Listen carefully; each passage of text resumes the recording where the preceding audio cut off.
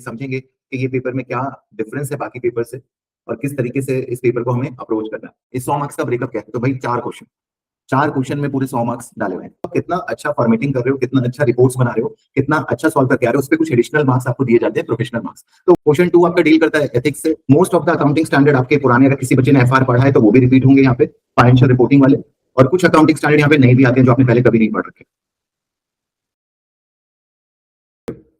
तो आज का पेपर हम स्टार्ट करते हैं। एक नया पेपर प्रोफेशनल लेवल पे we are starting today, strategic business reporting, SBR. तो बड़ा ही अच्छा पेपर है स्ट्रैटेजिक बिजनेस रिपोर्टिंग का। It contain your accounting standard, IAS और आईएफआरएस का बैकग्राउंड इसके अंदर काम आता है आपको।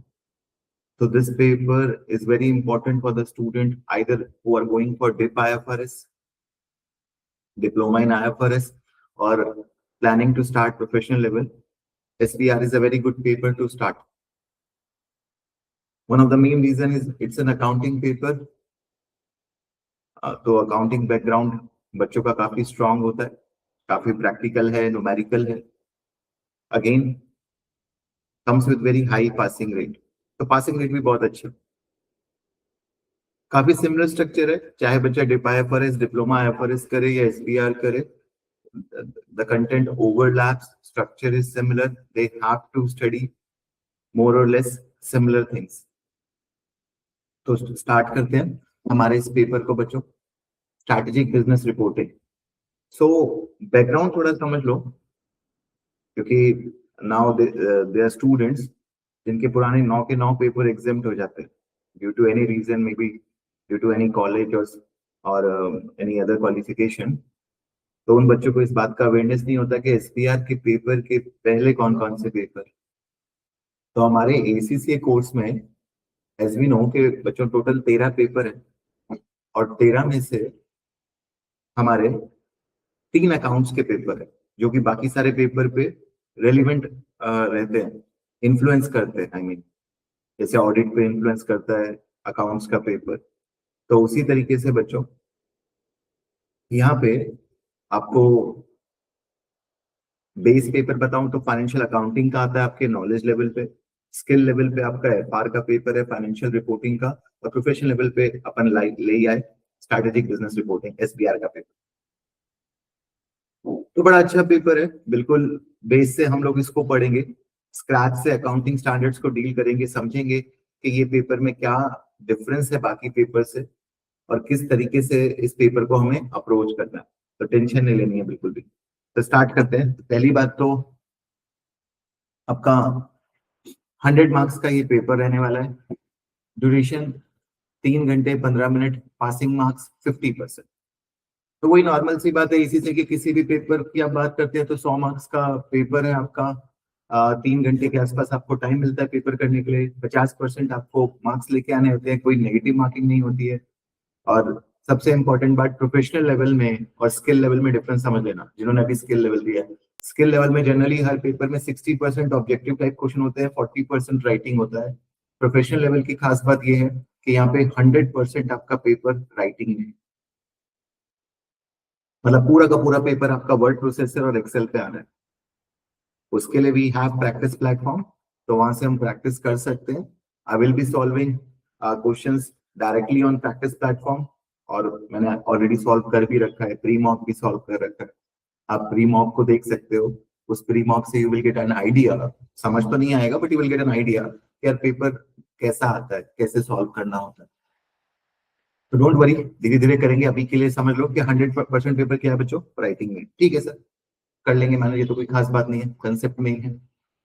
दूसरा, ब्रेकअप क्या है, इस 100 मार्क्स का ब्रेकअप क्या है? तो भाई 4 क्वेश्चन में पूरे 100 मार्क्स डाले हुए हैं। 4 से ज्यादा क्वेश्चन नहीं आते, सिर्फ 4 क्वेश्चन आते हैं। देखो कितना आसान हो गया। बस ये है कि पहले 2 क्वेश्चन 50 मार्क्स के, दूसरे 2 क्वेश्चन 50 मार्क्स के, मतलब 2 सेक्शन है मोटा मोटा, सेक्शन ए सेक्शन बी। और सेक्शन ए में क्या करते हैं, ये 2 क्वेश्चन डालते हैं, क्वेश्चन 1 और क्वेश्चन 2। 2 सेक्शन है इस पेपर में, section A section B, question 1 question 2। तो क्वेश्चन 1 30 मार्क्स का होता है। अच्छा, हमारे ना प्रोफेशनल लेवल में, आप स्किल लेवल में ये चीज नहीं होती है, बट प्रोफेशनल लेवल में हमारे कुछ प्रोफेशनल मार्क्स भी होते हैं। तो प्रोफेशनल मार्क्स के लिए you don't have to separately work, है क्या प्रोफेशनल मार्क्स? तो प्रोफेशनल मार्क्स दिए जाते हैं, जैसे अपन स्कूल में नहीं कहते थे कि extra marks for good writing, अच्छी राइटिंग के कुछ और मार्क्स मिलेंगे, एग्जैक्टली वैसा तो नहीं है। बट यहाँ पे क्या है कि एसीसीए वांट टू इंश्योर कि सिर्फ आपको कंसेप्ट नहीं, कंसेप्ट को प्रेजेंट करना भी आता है। मतलब you have commercial acumen, analysis skill, discussion skill, तो आप कितना अच्छा फॉर्मेटिंग कर रहे हो, कितना अच्छा रिपोर्ट्स बना रहे हो, कितना अच्छा सॉल्व करके आ रहे हो, उस पर कुछ एडिशनल मार्क्स आपको दिए जाते हैं, प्रोफेशनल मार्क्स। तो ऑलरेडी आप अगर कंसेप्ट अच्छे से कर रखे हो, प्रैक्टिस अच्छे से कर रहे हो, तो ये मार्क्स तो एड ऑन अपने आप आपको आ जाते हैं। तो इसके लिए कोई सेपरेट वर्क नहीं करना है, but there are certain professional marks, जैसे कि आपको बता रखा है 50 मार्क्स में से 2 मार्क्स, 2 प्रोफेशनल मार्क्स आपके यहाँ पे है, 2 प्रोफेशनल मार्क्स आपके सेक्शन बी में भी है।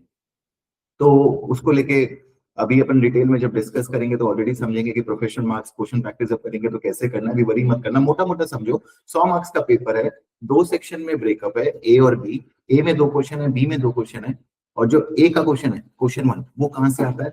ए का क्वेश्चन 1 आता है बच्चों कंसोलिडेशन से। ध्यान रखो, आपका सबसे मेजर एरिया कंसोलिडेशन, सबसे बड़ा एरिया कंसोलिडेशन। एग्जाम में फिक्स्ड है कि ग्रुप अकाउंटिंग से क्वेश्चन 1 आएगा ही आएगा हर बार, या तो कैश फ्लो से आ जाएगा, फॉरेन इंटरनेशनल सब्सिडरी होंगी आपकी, फॉरेन एक्सचेंज से आ जाएगा, तो it can come from any area.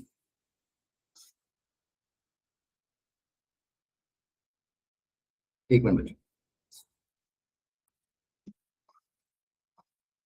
तो देखो बच्चों, मैं आपको बता रहा था कि हमारे एसबीआर के पेपर का ब्रेकअप क्या है, कैसे पेपर में क्या क्या डिफरेंस है हमारे स्किल लेवल के पेपर से।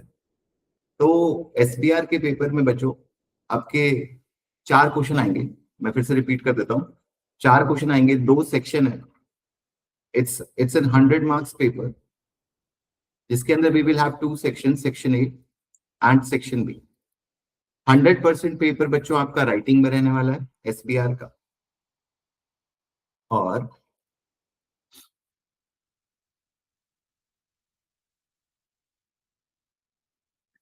सेक्शन ए के अंदर 2 क्वेश्चन रहने वाले हैं, क्वेश्चन 1, क्वेश्चन 2, और सेक्शन बी के अंदर 2 क्वेश्चन रहने वाले हैं, क्वेश्चन 3, क्वेश्चन 4। ठीक है, तो टोटल कितने क्वेश्चन हो गए? 4 क्वेश्चन। क्वेश्चन 1 जो हमारा है वो रहेगा ग्रुप अकाउंटिंग से, question 1 will be from group accounting. Question 2 जो रहता है वो एथिक्स के एरिया से हमारा टेस्ट होता है, एथिकल इश्यूज कवर करता है जनरली। तो जनरली फिक्स्ड है कि क्वेश्चन 1 ग्रुप अकाउंट से रहेगा। आपका ग्रुप अकाउंट्स कौन सा एरिया हो गया? कंसोलिडेशन, आपका cash flow consolidation, foreign subsidy consolidation, तो कोई भी लेवल का कंसोलिडेशन यहाँ पे आ सकता है। क्वेश्चन 2 आपका डील करता है एथिक्स से, और जब मैं एथिक्स की बच्चों बात करता हूँ तो एथिक्स वही आपका जो आपने ऑडिट में भी पढ़ रखा होगा बच्चों ने। तो एथिक्स वहां पे रोल प्ले करता है ऑडिट के अंदर, जैसे आपका पेपर हो गया इंटीग्रिटी, ऑब्जेक्टिविटी, कॉन्फिडेंशियलिटी, तो वो सारे एथिकल इम्प्लीकेशन हमें एक अकाउंटेंट के पर्सपेक्टिव से देखने होते हैं। क्या अकाउंटेंट इन सब चीजों को ब्रीच कर रहा है? अगर इनमें से कुछ अकाउंटेंट ब्रीच कर रहा होता है तो उसके ऊपर हमें आंसर लिखना होता है। क्वेश्चन 3 और 4 भी जनरली अकाउंटिंग स्टैंडर्ड से ही आते हैं। यहाँ पे कोई एरिया फिक्स नहीं है, जितना 1 और 2 का प्रोमिनेंट फिक्स एरिया है कि 1 हमेशा ग्रुप अकाउंट से आता है, क्वेश्चन 2 एथिक्स। तो 50 मार्क्स का एरिया तो हमारा ऑलरेडी डिफाइंड है एसबीआर के अंदर कि 50 मार्क्स का एरिया कहाँ से आएगा? रिपीटेटिव सा एरिया रहता है, इस बार भी बच्चों का यहीं से आया था, चाहे प्री मॉक हो, प्री मॉक में भी सेम ही चीज आ रही है। और क्वेश्चन नंबर 3, 4 आपका अकाउंटिंग स्टैंडर्ड से ही रहता है। तो अल्टीमेटली आपका 70 to 80% paper accounting standard SBR. SBR is all about accounting standard. Most of the accounting standard आपके पुराने, अगर किसी बच्चे ने एफआर पढ़ा है तो वो भी रिपीट होंगे यहाँ पे, फाइनेंशियल रिपोर्टिंग वाले, और कुछ अकाउंटिंग स्टैंडर्ड यहाँ पे नए भी आते हैं जो आपने पहले कभी नहीं पढ़ रखे। तो एक बहुत बड़ा डाउट जो प्रोफेशनल लेवल के पेपर में बच्चे पूछते हैं कि सर इस पेपर को स्टार्ट कैसे करना है, इस पेपर को तैयार कैसे करना है, इस पेपर को पढ़ना कैसे है। तो देखो, एक अप्रोच मैं आपको यहाँ पे बताऊं बच्चों, समझना, आपके नॉलेज लेवल से प्रोफेशनल लेवल में ना, सॉरी स्किल लेवल से प्रोफेशनल लेवल में अप्रोच थोड़ी डिफरेंट रहेगी। अपन स्किल लेवल में क्या करते थे, कोई चैप्टर पढ़ा, ठीक है, चैप्टर पढ़ लिया, क्लास नोट्स क्लास से चैप्टर पढ़ लिया, स्टडी टेक्स्ट किया और फिर क्या कर लेते थे, किट कर लेते थे। किट हो गई, हम स्टडी हब कर लेते, किट से क्वेश्चन किए, स्टडी हब सॉल्व कर लिया। यहाँ आप ऐसा नहीं कर सकते, यहाँ पे आप किट सॉल्व नहीं कर सकते डायरेक्टली एक दो चैप्टर पढ़ने के, क्योंकि यहाँ पे जो क्वेश्चंस आएंगे आपके वो मिक्स होते हैं। मतलब एक अकाउंटिंग स्टैंडर्ड टेस्ट नहीं हो रहा है, मल्टीपल अकाउंटिंग स्टैंडर्ड टेस्ट हो रहे हैं। तो करना क्या है यहाँ पे, सबसे बढ़िया अप्रोच क्या है, आपको अकाउंटिंग स्टैंडर्ड्स क्लासेस के साथ साथ अपने स्टडी टेक्स्ट को करना है। सबसे पहले स्टडी टेक्स्ट करना है। स्टडी टेक्स्ट के अंदर क्या करना है, स्टडी टेक्स्ट को आप रीड भी करो, टॉपिक को, जो भी टॉपिक हो गया उसको पूरा रीड करना है। मान लो आपने स्टडी टेक्स्ट में अपन ने पढ़ा कोई चैप्टर लीजेस पढ़ा, तो लीज को पूरा बुक से भी पढ़ो क्लास में होने के बाद। और सारी टेस्ट और अंडरस्टैंडिंग क्लास के अलावा जितने भी हमने क्वेश्चन किए हैं उनको भी अलग से सॉल्व करना है, टीओएस सॉल्व करना है। इतनी प्रैक्टिस आपको साथ के साथ रखनी है। Once we have covered certain area, हाँ कोई स्पेसिफिक, अगर हम कोई पर्टिकुलर अकाउंटिंग स्टैंडर्ड में मान लो कोई बड़ा क्वेश्चन आया हुआ है तो वो डिस्कस कर सकते हैं, उसको डील कर सकते हैं। मान लो कुछ कुछ जैसे क्वेश्चन 3 में हो सकता है, क्वेश्चन 4 में हो सकता है कि पूरा का पूरा क्वेश्चन फाइनेंशियल इंस्ट्रूमेंट से बन के आया हुआ है, तो वो स्पेसिफिकली हम चैप्टर के साथ भी डिस्कस कर सकते हैं, अलग से भी पढ़ सकते हैं। बट क्वेश्चन 1 और 2 आप जनरली क्रैक नहीं कर सकते जब तक आपका मेजर ऑफ सिलेबस नहीं हो चुका। तो हाँ, कोई अकाउंटिंग स्पेसिफिक अकाउंटिंग स्टैंडर्ड की बेस पे क्वेश्चन आया हुआ है, आपको किट में भी इंडेक्स मिल जाएगा कि हर अकाउंटिंग स्टैंडर्ड पे कौन कौन सा क्वेश्चन आया है, उसके बेस पे भी अपन आइडेंटिफाई कर सकते हैं। बाकी over the period you will understand कि मुझे करना कैसे। बट यहाँ पे इतना पैनिक बच्चे काफी कर जाते हैं कि सिर्फ किट का मैं कैसे करूं, किट कैसे करूं, तो किट रुक जाओ, एकदम से पैनिक मत करो, धीरे धीरे किट यहाँ पे होगी, एक साथ नहीं होगी। ठीक है, तो ये बात समझ आती है सर कि इसका प्रोसेस कैसे रखना है। अभी के लिए प्रोसेस यही रखना है कि जो भी अकाउंटिंग स्टैंडर्ड हम कर रहे हैं, इतना ही होमवर्क है कि उसका स्टडी टेक्स्ट से रीड कर ले और टेस्टिव अंडरस्टैंडिंग कंप्लीट कर। हाँ, कोई स्टडी हब्स करना चाहता है, आपको मालूम है क्योंकि ऑब्जेक्टिव टाइप क्वेश्चन आते नहीं, बट स्टडी हब की खास बात यह है कि वो ऑब्जेक्टिव टाइप क्वेश्चन फिर भी आपको देता है, तो वो एडिशनल प्रैक्टिस के लिए आप कर सकते हो। स्टडी हब भी आप साथ साथ हर टॉपिक वाइज स्टडी हब के भी कुछ क्विजेस कर लो, इससे आपका नॉलेज एनहांस हो जाएगा, कंसेप्ट क्लियर हो जाएंगे, कुछ नई चीज सीखने को मिल जाएगी, वो भी अच्छा है। हाँ, कंटेंट सबका मत पढ़ो, कंटेंट एक ही जगह से पढ़ो, कैपलन से पढ़ रहे हो तो कैपलन से पढ़ो, बीपीपी या स्टडी हब, तीनों में से एक जगह से कंटेंट पढ़ो। सारा कंटेंट पढ़ोगे तो कंफ्यूज हो जाओगे, कुछ कंटेंट कहीं कम है कहीं ज्यादा है, आपको बहुत ज्यादा वरी नहीं करना है। एसबीआर के अंदर एक अप्रोच हर बच्चे को रखनी है कि you should be jack of all trade, मतलब हर अकाउंटिंग स्टैंडर्ड आना चाहिए। आप मास्टर नहीं हो, सब कुछ नहीं आता, बट आता है तो आंसर लिख सकते हो, क्योंकि वो क्या पूछेगा वो नहीं पता, किसी भी एरिया से पूछ सकते। ठीक है सर, तो यहाँ तक सब बात क्लियर है सबको आपका। टेक्निकल आर्टिकल्स स्पेसिफिकली, अगर कोई टेक्निकल आर्टिकल पुराना है तो वो ऑलरेडी कवर्ड है सारा का सारा हमारे स्टडी टेक्स्ट में, किट में। कुछ नया आता है, कुछ रीसेंट आता है, तो उसको देखा जा सकता है। जैसे अभी IFRS 18 के ऊपर अमेंडमेंट्स आई हुई है, नया अकाउंटिंग स्टैंडर्ड हिट किया है, तो उसके ऊपर अपन डिस्कस कर सकते हैं। या एनवायरमेंट के ऊपर या बीच में सस्टेनेबिलिटी के ऊपर काफी सारे टेक्निकल आर्टिकल्स थे, वो सारे इंपॉर्टेंट बन जाते हैं। बट अगेन देखो, चाहे स्किल लेवल हो चाहे प्रोफेशनल लेवल हो, आपको ध्यान रखना है, टेक्निकल आर्टिकल्स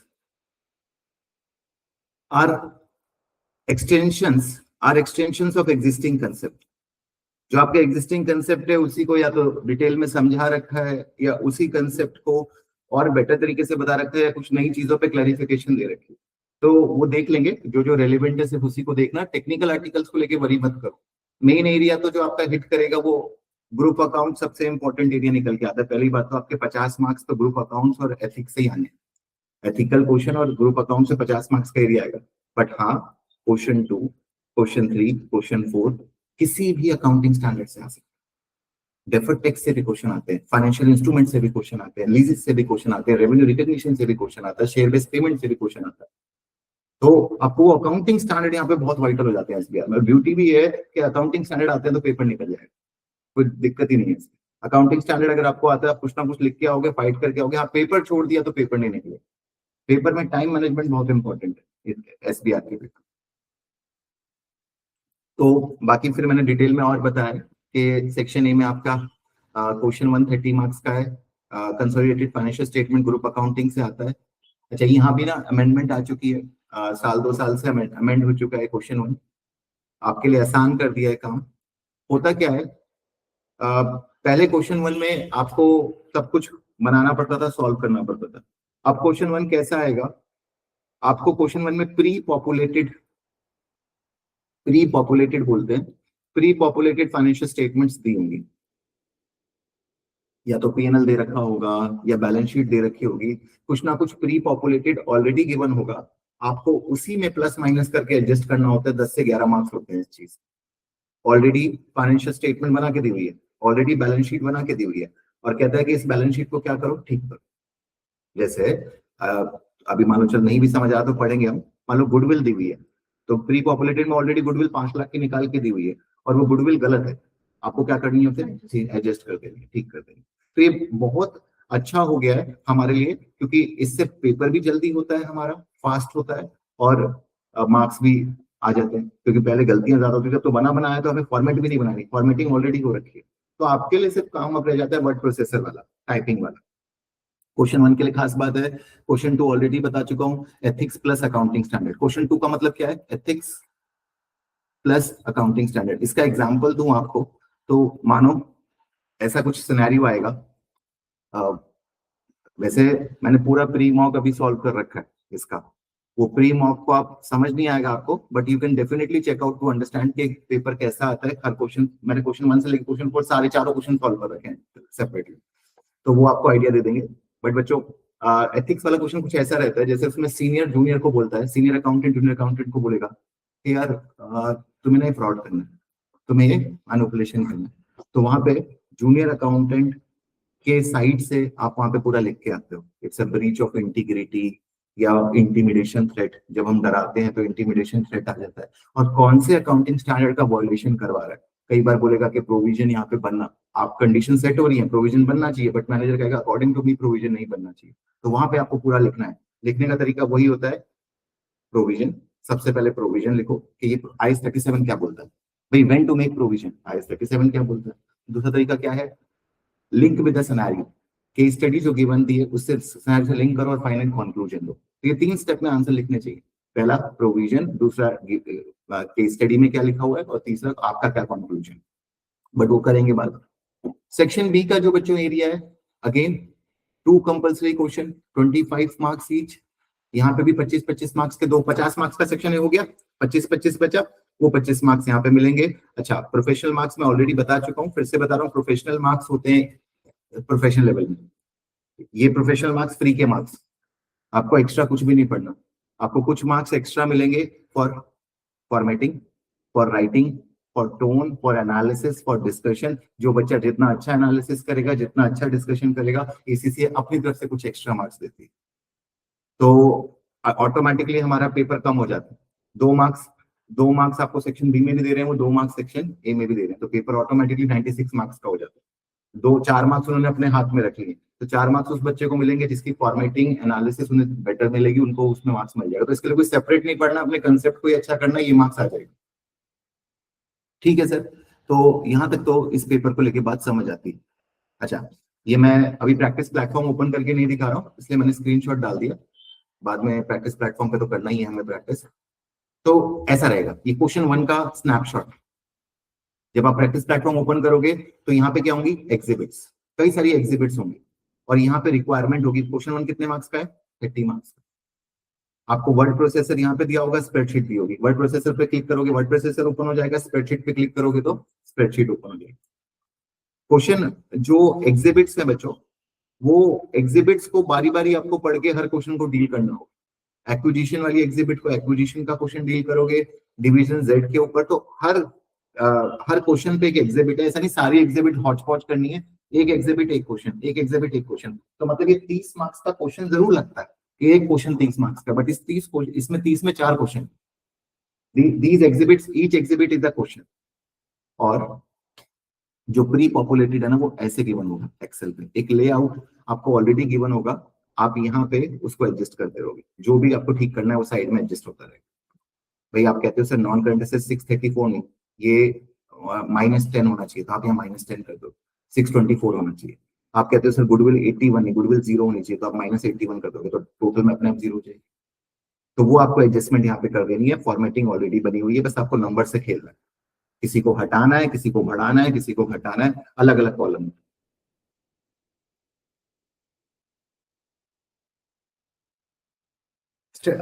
SBR में इंपॉर्टेंट क्या है, किस चीज पे ध्यान दे, तो वही बार बार मैं बोल ही रहा हूँ, क्या इंपॉर्टेंट है, अकाउंटिंग स्टैंडर्ड, कुछ भी नहीं, और कुछ इंपॉर्टेंट नहीं है। चाहे कितना भी आप किसी से भी सुनो, सबसे इंपॉर्टेंट अकाउंटिंग स्टैंडर्ड है। अकाउंटिंग स्टैंडर्ड नहीं आते तो ये पेपर नहीं निकल सकता। IS 12 income tax, IS 19 employee benefit, नया अकाउंटिंग स्टैंडर्ड, पहले कभी किसी ने नहीं पढ़ा। और इवन आपके पुराने अकाउंटिंग स्टैंडर्ड तो आते ही आते हैं, उन पुराने अकाउंटिंग स्टैंडर्ड में भी बहुत सारा कुछ नया आता है। अगर आप IS 12 डेफर्ड टैक्स की बात करो, तो आपने इनकम टैक्स में जो DTL हम पढ़ते हैं, वो हम दो चार एसेट पे पढ़ते हैं, रिवैल्यूएशन पे पढ़ते हैं, दो चार चीजों पे पढ़ते हैं। बट यहाँ पे हमारे को पढ़ना है कई सारी चीजों पे, DTL कई सारी चीजों पे पढ़ना होता है। Employee benefits, impairment of assets, intangible assets, investment property. IS 37 पुराना ही है, IS 10 पुराना है। IFRS 9 में कई सारी नई चीजें ऐड हो गई हैं। IFRS 2 आपका नया है, बिल्कुल टोटली न्यू। बिजनेस कॉम्बिनेशन पुराना है, कंसोलिडेशन, ज्वाइंट अरेंजमेंट IFRS 11 शायद नहीं होता है FR में, ये न्यू है। ये आपका पुराना ही चल रहा है, नहीं IS 28 तो पुराना है। तो बच्चों, ये आपका मैंने सारे अकाउंटिंग स्टैंडर्ड ही रखे हैं, बट बताना मैं यही चाहता हूँ आप लोग को कि यही आपका मोटा मोटा सिलेबस है। तो अभी हमारा स्ट्रक्चर यही रहेगा कि कुछ ना कुछ अकाउंटिंग स्टैंडर्ड कवर करते रहेंगे हर क्लास में। अभी इनिशियली थोड़े से लाइट अकाउंटिंग स्टैंडर्ड रख रहा हूँ, जो हमारे FR से लिंक होते हैं, फाइनेंशियल रिपोर्टिंग पुराने। उसके बाद हम चलेंगे एडवांस अकाउंटिंग स्टैंडर्ड, जो हमारे SBR के एग्जाम में इंपॉर्टेंट है। और सारे अकाउंटिंग स्टैंडर्ड इंपॉर्टेंट है। एक चीज बिल्कुल दिमाग में रखना कि कोई अकाउंटिंग स्टैंडर्ड छोड़ के नहीं जाना आपको, करने सारे।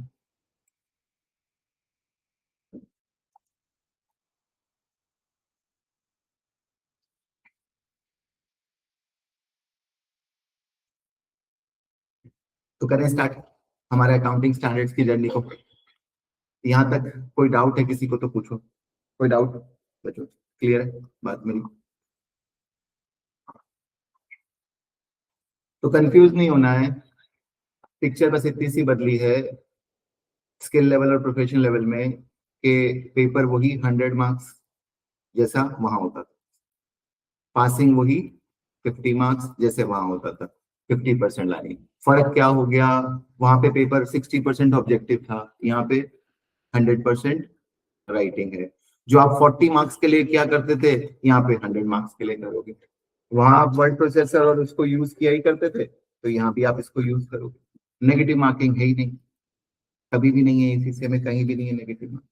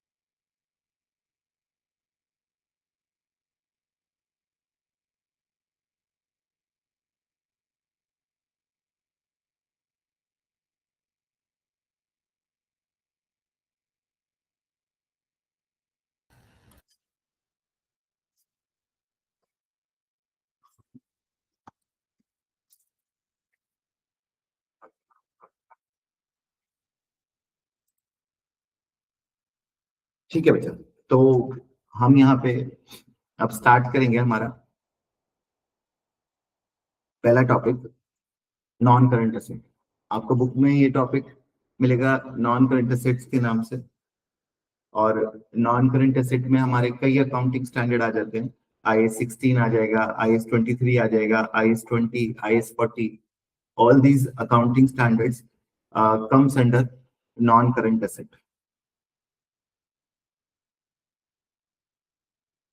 तो सीखते हैं डिटेल में,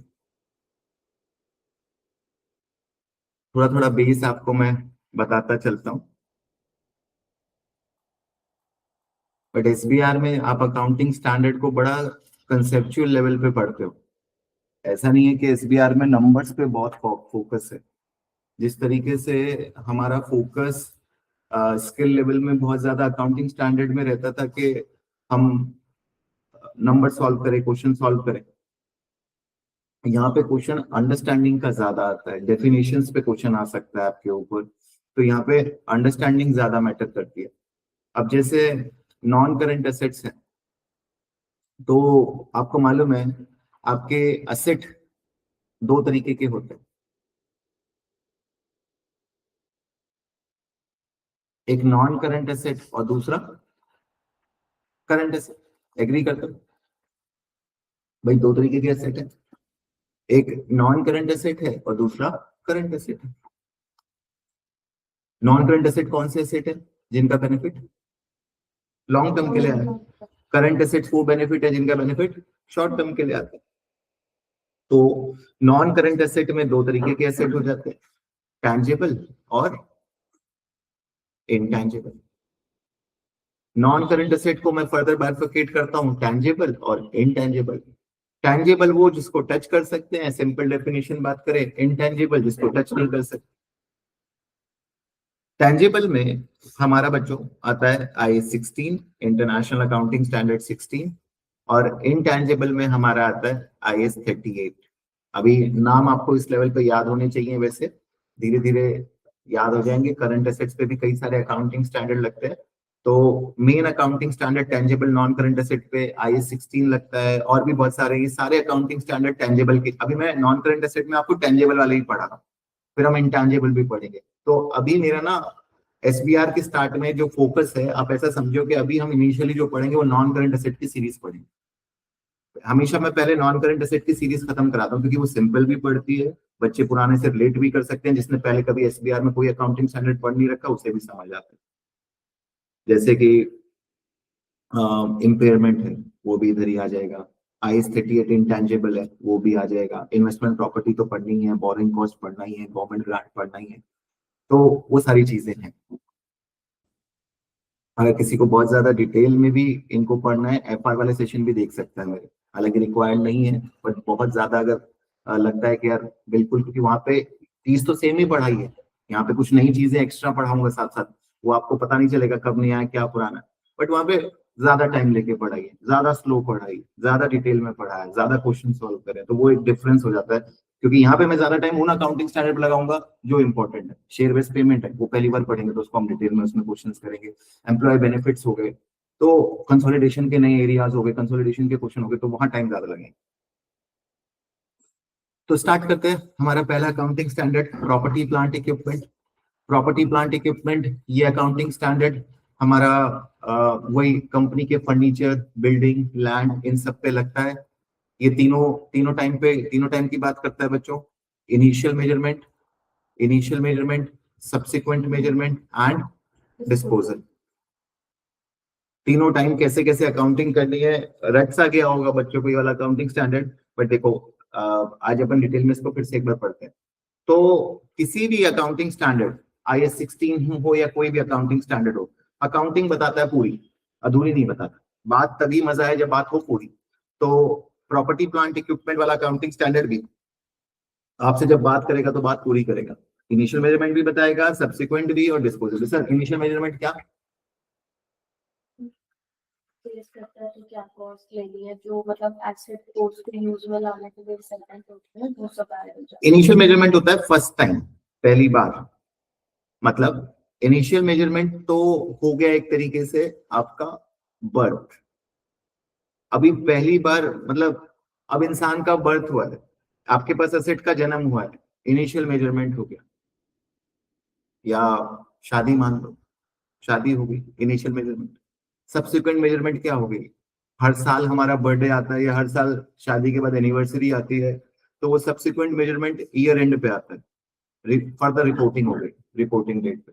और डिस्पोजल मतलब विदाई, जिंदगी से एक बार विदाई होनी ही होनी है, डिस्पोज होना है, जाना है सबको। तो ये तीनों टाइम की अकाउंटिंग बताता है, accounting at the time of birth, accounting at the year end, reporting date पे, क्लोजर पे, और आपको रिपोर्टिंग बच्चा ये बताएगा डिस्पोजल पे कि अगर एसेट डिस्पोज किया तो क्या अकाउंटिंग होगी। ठीक है भाई, ठीक है सर। तो पहला सवाल क्या आता है? ठीक है, ये बात समझ आ गई कि अकाउंटिंग स्टैंडर्ड तीनों लेवल पे बात करेगा, इनिशियल मेजरमेंट, सब्सिक्वेंट मेजरमेंट और डिस्पोजल पे। अभी तक बात समझ आ रही है ना बच्चों आप सबको, हम क्या डिस्कशन कर रहे हैं? अभी तक मैंने आपको कुछ भी नहीं पढ़ाया, I till now I have taught you कि यार SBR क्या है। I am making you comfortable with the professional level, क्योंकि आई नो कि काफी सारे बच्चे काफी टाइम से पढ़ रहे हैं जरूर, बट प्रोफेशनल लेवल उनके लिए एक नया लेवल है, पहली बार का पेपर है, पहला पेपर है। तो पहला पेपर हमेशा ऐसा लगता है कि यार क्या होगा इसमें, बहुत डिफिकल्ट है, क्या चीज है। तो डिफिकल्ट बिल्कुल, आप SBR को तो डिफिकल्ट नहीं कह सकते, सबसे ज्यादा पासिंग रेट का पेपर है ये। और जॉब लगनी है, जॉब करने का मन है, इंडस्ट्री में जाने का मन है, तो भी ये बहुत इंपॉर्टेंट है।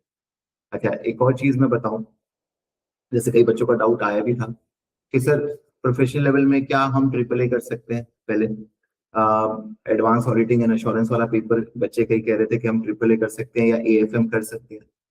देखो, प्रोफेशनल लेवल स्टार्ट करने के लिए दो ही पेपर हैं जो आपको करने चाहिए, या तो आप करो SBL से या SBR से, स्ट्रेटेजिक बिजनेस रिपोर्टिंग से या SBL से। और अगर आप बहुत ज्यादा थियोरेटिकल बंदे हो, जो जिनको केस स्टडी करना पसंद है, अनसर्टेनिटीज पसंद है, तब तो आप SBL से कर सकते हो स्टार्ट, क्योंकि SBL is 100 marks case study paper. वरना थोड़ा सा प्रैक्टिकल, थोड़ा न्यूमेरिकल, थोड़ा theoretical, SBR is a good paper.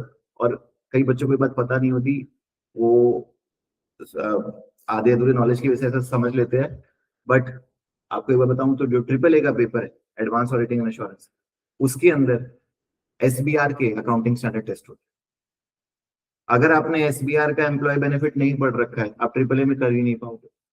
SBR का शेयर बेस्ड पेमेंट आपने नहीं कर रखा है, तो आप AAA में नहीं कर पाओगे। तो रिकमेंडेड हमेशा ये है कि SBR के बाद AAA करो,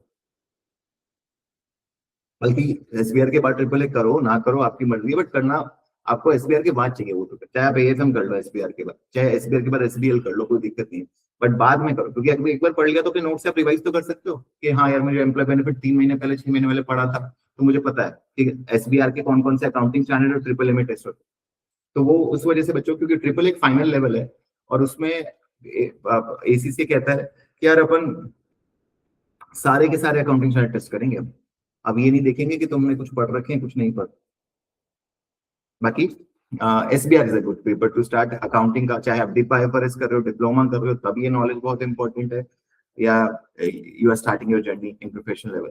तो सबसे पहला ही क्वेश्चन दिमाग में आता है कि sir what is property plant equipment. तब इस चैप्टर में आएंगे प्रॉपर्टी प्लांट इक्विपमेंट कौन कहलाएगा, क्या क्वालिटी होती है जब कोई प्रॉपर्टी प्लांट इक्विपमेंट कहलाता है। भाई, हर कोई डॉक्टर नहीं है, हर कोई चार्टर्ड अकाउंटेंट नहीं है, हर कोई लॉयर नहीं है। तो क्या क्वालिटी है कि कब कोई, हर एसेट प्रॉपर्टी प्लांट इक्विपमेंट नहीं है, हर इंसान डॉक्टर नहीं है, वैसे ही हर इंसान, हर एसेट प्रॉपर्टी प्लांट। तो एसेट तो बहुत सारे, लैपटॉप है, फर्नीचर है, कार है, मोबाइल है, बट प्रॉपर्टी प्लांट इक्विपमेंट कब है? तो सीधा बोला कि 3 चीजें होनी चाहिए। Applies to tangible asset use for 1 year. पहली बात तो वो एसेट किस लिए होना चाहिए? 1 साल से ज्यादा, और 3 काम के लिए होना चाहिए, या तो सामान को बनाने के लिए, प्रोडक्शन, या सप्लाई। मतलब समझ लेना, अगर मैंने कोई मेरे पास कोई मशीन है जिससे मैं इन्वेंट्री बनाता हूँ, जिससे मैं गुड्स बनाता हूँ, तो वो भी PPE है वो मशीन। बट मैं वो मशीन से बनाता नहीं हूँ, वो मशीन मैं सप्लाई के लिए यूज करता हूँ। That machine I used for supply of goods. मान लो कोई मेरे पे, हाँ, ट्रांसपोर्ट के लिए यूज करता हूँ, तो वो भी मेरा PPE है। इवन सप्लाई ऑफ गुड्स हो या सप्लाई ऑफ सर्विस हो, सप्लाई ऑफ गुड्स हो या सप्लाई ऑफ सर्विस हो, मान लो मेरा काम ही है, मेरा काम रेंट का काम है, मैं रेंट पे, एक मेरे पास फर्नीचर है, मैं फर्नीचर रेंट पे देता हूँ, तो वो फर्नीचर मेरे लिए क्या है? Asset, property plant. वो इन्वेंट्री नहीं है, बेचा नहीं है मैंने फर्नीचर, मेरा काम है फर्नीचर रेंट पे देने का, तो मेरी रेंट की सर्विस में वो क्या बन रहा है? मेरा सप्लाई बन रहा है सर। और क्या?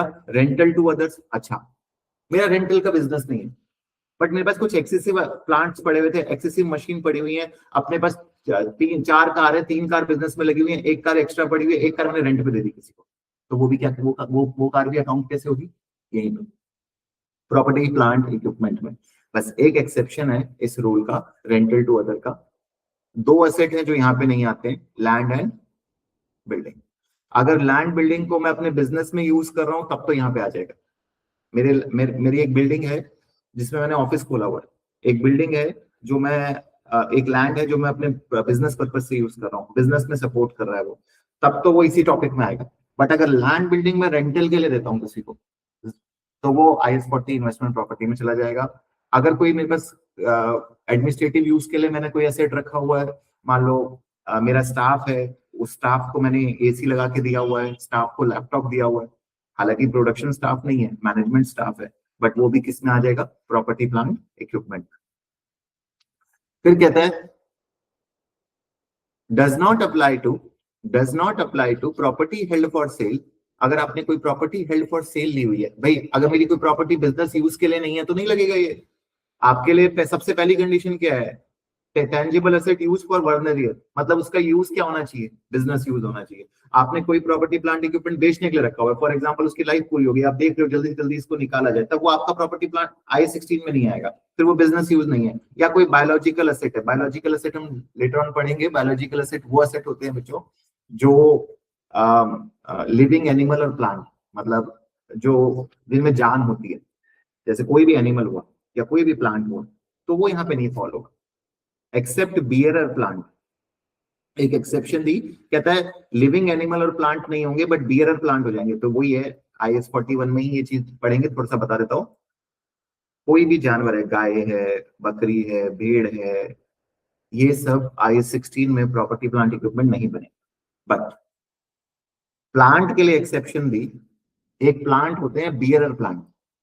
बियरर प्लांट मतलब जो फ्रूट बियर करते हैं, जैसे मैंगो का पेड़ है, हर साल मैंगो के पेड़ पे आम लग रहे हैं, इस साल आम लगेंगे, झड़ जाएगा, फिर अगले साल आम लगेंगे, तो वो एक तरीके से बियरर प्लांट कहलाएगा। तो एक मैंगो का प्लांट आपको लगता नहीं कि मशीनरी है? एक तरीके से मशीन भी यही करती है, प्रोडक्शन करती है, हर साल प्रोडक्शन करके देती है आपको, तो सेम उसी तरीके से ये बियरर प्लांट है, और इस बियरर प्लांट की अकाउंटिंग हम किस में करेंगे? IS 16। तो जैसे अगर कोई काऊ है तो वो मिल्क दे रही है तो मुझे बार बार देती है नहीं, तो बायोलॉजिकल एसेट की एक्सेप्शन सिर्फ प्लांट बोलिए, काउ तो बोली नहीं है। एनिमल्स को एक्सेप्शन नहीं बनाया है, एनिमल का एक्सेप्शन बायोलॉजिकल एसेट। अगर हम एनिमल को प्रॉपर्टी प्लांट इक्विपमेंट में डाल देते हैं तो एनिमल कवर ही नहीं हो पाएगा। एनिमल एक तरीके से काम करता है, डेप्रिसिएशन जो एनिमल के ऊपर लगाते हैं हम, वो वर्कआउट नहीं कर पाएगा। एनिमल जनरली फेयर वैल्यू पे ऑपरेट करते हैं, हम एनिमल को जो रेगुलेट करते हैं वो फेयर वैल्यू मॉडल पे करते हैं, बट प्लांट्स के साथ ये चीज नहीं बोली गई। कहते हैं प्लांट्स एक फिक्स एसेट की तरह है, मॉनेटरी एसेट की तरह है, सॉरी नॉन मॉनेटरी एसेट की तरह है, जिनको हम इस कैटेगरी से हटा के कहां डाल देंगे? IS 16 के कैटेगरी।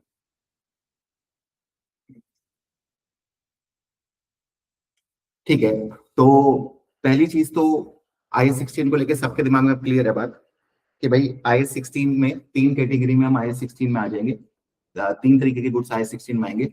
या तो मैं सामान को सप्लाई के लिए, प्रोडक्शन के लिए यूज कर रहा हूँ, किसी को रेंटल अदर लैंड बिल्डिंग के अलावा रेंट पे देने के लिए यूज किया, एडमिनिस्ट्रेटिव यूज के लिए अगर मैंने किया तो वो आ जाएगा।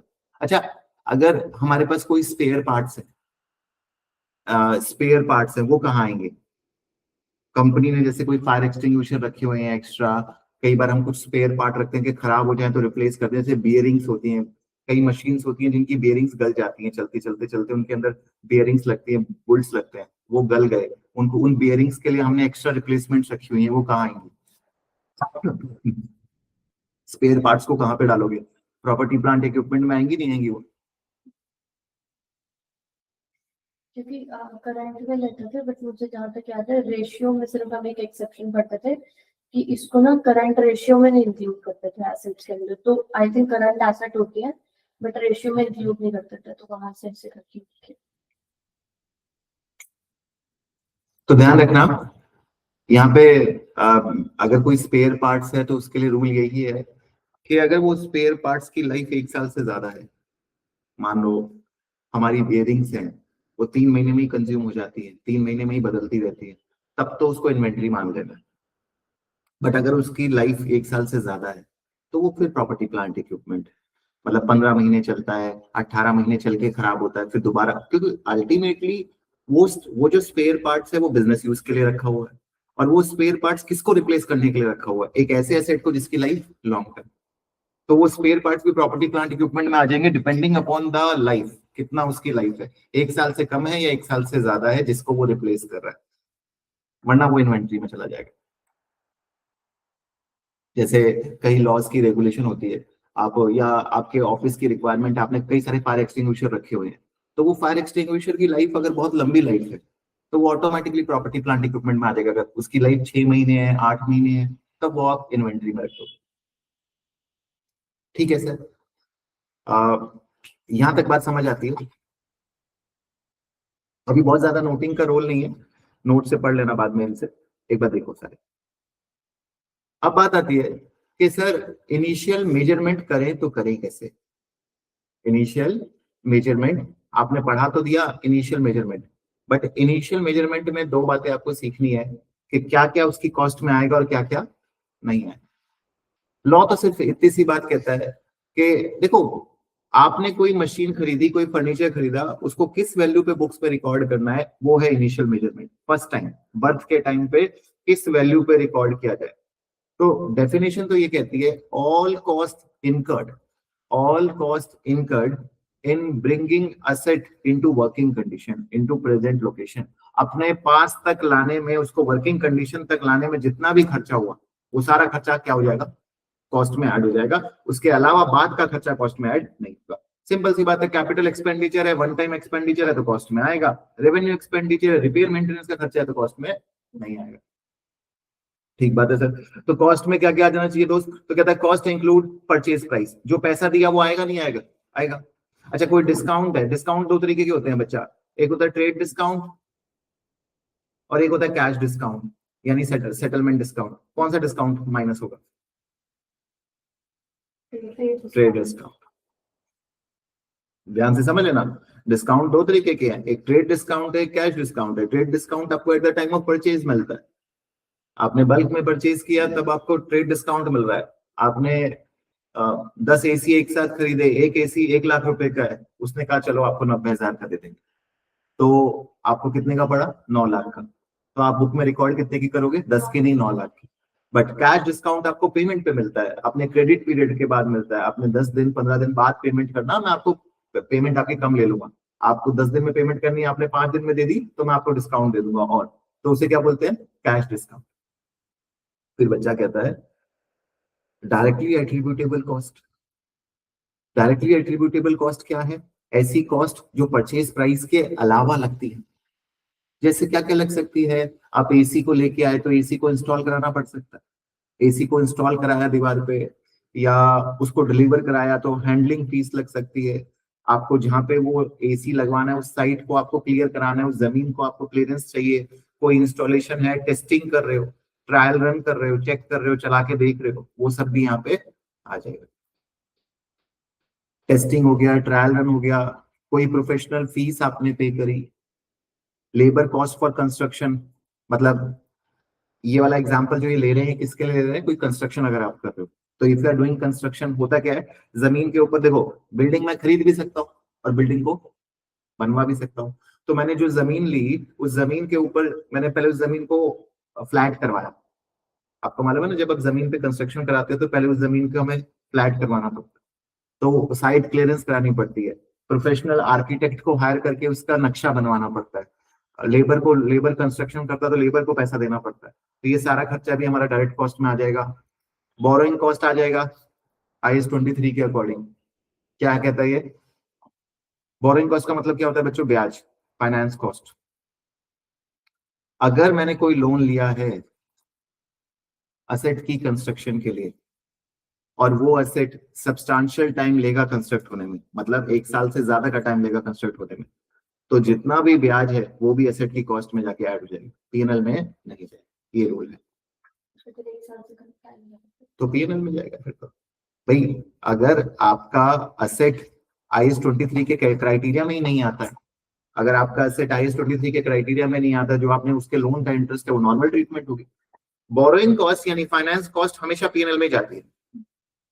IAS 23 उसको असेट में कैपिटलाइज करवाता है, और असेट में कैपिटलाइज कराने का मतलब असेट की कॉस्ट में ऐड कराता है, और असेट की कॉस्ट में तभी ऐड हो सकती है जब IAS 23 की कंडीशन फुलफिल हो। और असेट IAS 23 क्लियर कहता है कि क्वालिफाइंग एसेट होना चाहिए, और क्वालिफाइंग एसेट कौन सा एसेट होता है, जिसके बनने में या परचेज करने में आपको क्या लगे, सब्सटेंशियल पीरियड ऑफ टाइम, लंबा समय लगे, और लंबा समय हम 1 साल तो कम से कम मानेंगे ही मानेंगे अकाउंट्स में। तो बोरोइंग कॉस्ट IAS 23 कहता है बोरोइंग कॉस्ट को भी कॉस्ट में ऐड कर देना। अगर मेरी वाली जब IAS 23 पढ़ेंगे तो डिटेल में पढ़ ही लेंगे। फाइनली डीकमिशनिंग कॉस्ट को भी यहाँ पे हमें लेके चलना है बच्चा। डीकमिशनिंग कॉस्ट क्या है, अभी तो इसको इस पे ज्यादा ध्यान मत देना, बाकी चीजों को समझ लेना अगर ये नहीं भी समझ आ रहा है, क्योंकि अकाउंटिंग स्टैंडर्ड है पूरा। डीकमिशनिंग कॉस्ट को भी अभी मैं क्रॉस कर रहा हूँ, इसको डिटेल में भी समझते हैं। अच्छा, क्या क्या नहीं आएगा, क्या क्या आएगा वो तो समझ लियो, बट ये कभी नहीं आना चाहिए। क्या क्या नहीं आना चाहिए, पहला जनरल एंड एडमिनिस्ट्रेशन ओवरहेड। भाई जनरल खर्चे हैं, स्पेसिफिक नहीं है, ये तो पीएनएल में जाएंगे डायरेक्ट, इनकी जगह पीएनएल में, ये दिल में नहीं जाएंगे। ट्रेनिंग एंड रिलोकेशन, ये क्या है, अगर मेरे स्टाफ को चलाना नहीं आ रहा, भाई आपको कार चलानी नहीं आ रही, कार चलाने के लिए सिखाना पड़ रहा है, तो कार तो चली सकती थी, आप सीख रहे हो, आपकी गलती है। हमारी फैक्ट्री है, फैक्ट्री वर्कर ऑपरेट नहीं करते, मशीन ऑपरेट नहीं कर पा रहे, प्रोड्यूस नहीं कर पा रहे, तो मशीन तो चल ही रही थी, मशीन तो वर्किंग थी, आपको ट्रेनिंग देनी पड़ रही है, और कल को ट्रेनिंग दे दी आप छोड़ के चले गए तो। रीलोकेशन, हमारा भाई दिल्ली में स्टाफ नहीं है, मुंबई से हम स्टाफ बुला रहे हैं, हमें खर्चा कर रहे हैं, तो वो दिल्ली की मशीन की कॉस्ट थोड़ी, आप ये थोड़ी कहोगे दिल्ली की फैक्ट्री में मैं ये कॉस्ट डालूंगा कि दिल्ली की फैक्ट्री की वजह से मुझे स्टाफ को यहाँ से वहां बुलाने में खर्चा करना पड़ा। अरे फैक्ट्री मतलब जैसे ये देखो, ओपनिंग सेरेमनी कॉस्ट, आपने एक नई फैक्ट्री ली दिल्ली में, आपने उस फैक्ट्री की बड़ी शानदार सेरेमनी करवाई, वहां पे बुलाया आपने, शाहरुख खान जी को बुला लिया, राखी सावंत जी को बुला लिया, अच्छा खासा उसका एडवर्टीजमेंट करा दिया, अब वो खर्चा आपका बैठ गया, 100 करोड़ की आपकी बिल्डिंग है, 5 करोड़ 10 करोड़ आपके और बैठ गए, आपने कहा यार ये भी फैक्ट्री की कॉस्ट है। नहीं, फैक्ट्री की कॉस्ट नहीं है। Cost after asset ready to use, asset working condition में आ गया, उसके बाद आपने एसेट पे कोई रिपेयर कराई, कोई मेंटेनेंस कराई, तो वो अगेन उसको वर्किंग कंडीशन में लाने की कॉस्ट नहीं है। मैंने फैक्ट्री लेती मुझे लॉसेस शुरू हो गए, अपन कह रहे हैं ये लॉस को भी हम मशीन की कॉस्ट में डाल देते हैं, नहीं, ये लॉस बिजनेस लॉस है, आपको बियर करने हैं। एबनॉर्मल, नॉर्मल चीजें आएंगी, एबनॉर्मल नहीं। जिंदगी एबनॉर्मल चीजों पे नहीं, नॉर्मल चीजों पे लगानी है। एबनॉर्मल, और ये सारे जाएंगे कहां पर, पीएनएल, इनका घर पीएनएल। अपने एसेट को टॉर्चर मत करो इससे, आपकी फैक्ट्री, आपकी मशीन, आपकी बिल्डिंग, इनको हमेशा इग्नोर करेगी, इनको कभी रिप्लाई नहीं देना। रिप्लाई किनको देना है, इन खर्चों को। कौन कौन से, purchase price, direct cost, borrowing cost, और फाइनली डीकमिशनिंग कॉस्ट। तो इन दोनों कॉस्ट पे, डीकमिशनिंग पे तो मैं फिर मैं भी बात करूंगा ही आपसे। वही ऊपर वाली बात जो मैंने समराइज करी हुई है, आपकी बुक थोड़ा डिटेल में उन्हीं बातों को दोबारा बता रही है, जल्दी से रीड कर लेते हैं, समझ आ जाती है ना। एडमिनिस्ट्रेशन जनरल ओवरहेड नहीं आएगा, एबनॉर्मल कॉस्ट में रिपेयर, वेस्टेज, आइडल टाइम, सारा चीज आ जाएगा। Cost incurred after asset is physically ready for use, asset ready for use हो चुका है, असेट बन के तैयार हो गया है, अब असेट इंडिपेंडेंट हो गया है, अभी भी थोड़ी उस पे खर्चा कैपिटलाइज करते रहोगे, अब असेट पे खर्चा कैपिटलाइज नहीं होगा, अब जो खर्चा कर रहे हो वो पीएनएल में जाएगा, अब 18+ हो चुका है ऐसे, समझ गए, समझ गए sir. Cost incurred initial operating period, अब भाई नया नया बिजनेस है, नई नई जिंदगी है, नया नया बिजनेस में नए नए लॉसेस आते हैं, बिजनेस चाहता है इन लॉसेस को मैं मानूं कि ये मेरे को नया बिजनेस है इसलिए लॉसेस आ रहे हैं, ये लॉसेस भी मशीन की वजह से आए हैं, उस बिल्डिंग की वजह से आए हैं, गलत है, आप उस पर चार्ज नहीं कर सकते, ये day to day operating loss है। असेट की रेडी टू यूज के बाद के कॉस्ट है, आपने कोई नई फैसिलिटी ओपनिंग करी, उसकी बड़ी एडवर्टीजमेंट करी, प्रमोशन किया अपने प्रोडक्ट का, कि भाई हम इस फैक्ट्री से बनाने वाले हैं, एक खास तरीके का आईफोन बनाएंगे, एप्पल को भी हम बीट कर देंगे, कुछ आपने एडवर्टीजमेंट करा मार्केट में, उसमें कई करोड़ रुपए खर्च कर दिए, तो वो खर्चा भी आपके एसेट की कॉस्ट में ऐड नहीं होगा। रीलोकेशन की तो बात मैंने आपसे करी थी। अच्छा, एक नोट है, अब तो बात पुरानी हो गई, एफआर में भी मैं बताता ही हूँ बच्चों को, इसको ध्यान रखना। एक बार बताओ बच्चों, ट्रायल रन में मैंने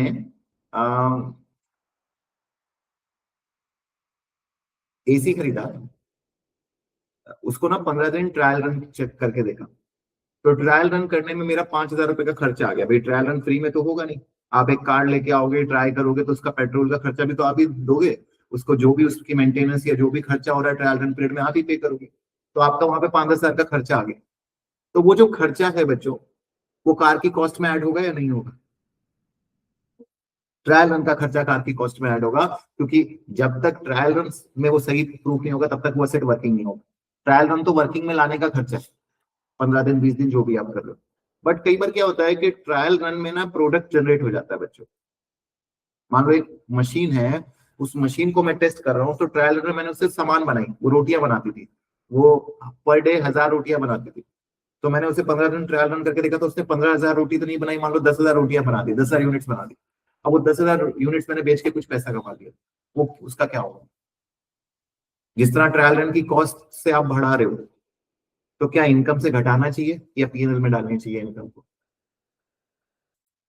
लॉ क्लियर है? अंडर अमेंडेड आई 16, पहले नहीं था ये, amended I 16, any proceed from selling item produced while testing new PPE will go to, मतलब अब रूल क्या हो गया, अगर ट्रायल रन में जो भी खर्चा हो रहा है, जो भी कॉस्ट है, वो तो क्या हो जाएगी? प्लस हो जाएगी। कहां प्लस हो जाएगी? एसेट की कॉस्ट में।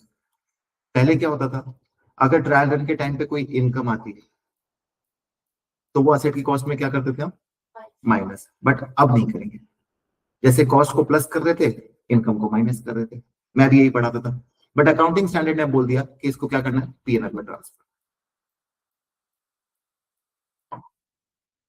एसेट की कॉस्ट को इससे इंपैक्ट मत करो, डायरेक्टली एसेट से लिंक नहीं है ये इनकम। ये इनकम तो आपको एसेट को बेचने से हुई है। ऐसे तो सारी की सारी प्रोडक्शन जो आप करोगे आगे भी, वो भी तो एसेट से ही हो रही है।